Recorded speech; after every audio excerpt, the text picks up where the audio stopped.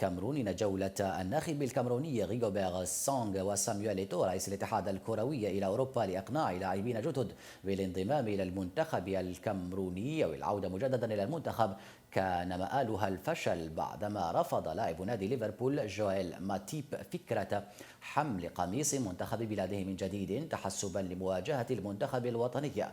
شأنه شأن مهاجم بروسيا دورتموند الألماني يوسف موكوكو وأنتوني إيلونغا لاعب نادي مانشستر يونايتد. وكان الإعلامي الكاميروني جورج إمبيمبي قد أكد في تصريحات للهداف الأحد إن اللاعب جويل ماتيب يرفض رفضا قاطعا العودة إلى المنتخب الكاميروني.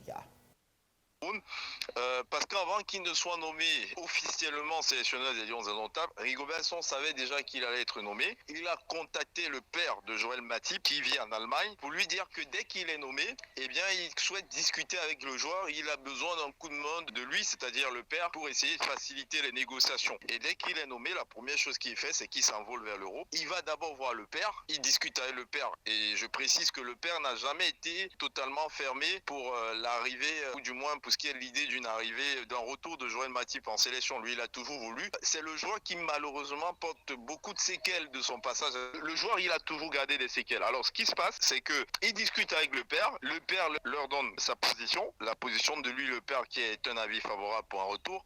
Mais leur explique que ça va être très compliqué parce que son fils n'est pas pour. Ensuite, ils vont à Liverpool, ils discutent avec le joueur et ça se passe très vite d'ailleurs. Le joueur leur explique qu'il n'est pas pour le moment dans des conditions pour revenir et que pour lui, honnêtement, l'équipe nationale du Cameroun, c'est terminé. Donc, c'est une conversation qui n'a pas beaucoup duré et ça a été vite fait. Donc, normalement, il y a la liste des Lions indomptables pour la double confrontation contre les Fennecs qui doit tomber lundi ou mardi. Et donc, logiquement, dans ces listes, il n'y aura pas le nom de Joël Matip.